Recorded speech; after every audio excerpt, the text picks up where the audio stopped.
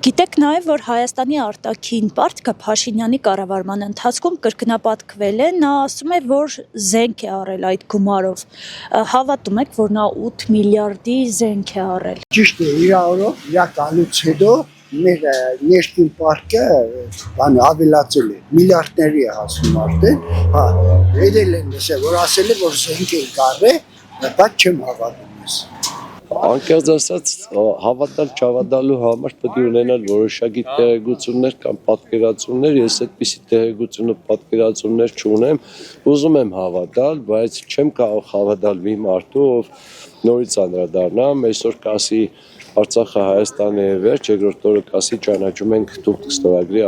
Ադրբեջանի տարածքային ամբողջականության հետ կապված։ Շատ բարդ է նման տեսակ մարդկանց հավատալը, որովհետև իրականում մենք նաև տեսանք 22 թվին ինչ տեղի ունեցավ եւ 23 թվին ինչ տեղի ունեցավ, իսկ ես ենթադրում եմ, որ 18 թվից երբ եկել է, պարտքը շատացել է եւ ինքը ըստ իր ասածի անընդհատ զենք է առել, հա։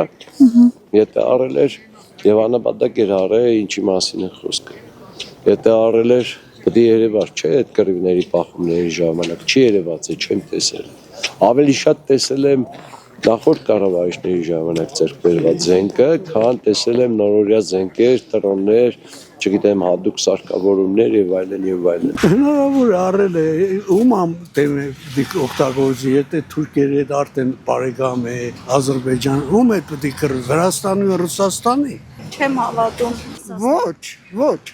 Ոչ մի զենք, ոչ մի բան։ Այդ բոլոր փողերը տեղ ճանապարհով է յուրացնում։ Տղյակներ է առել։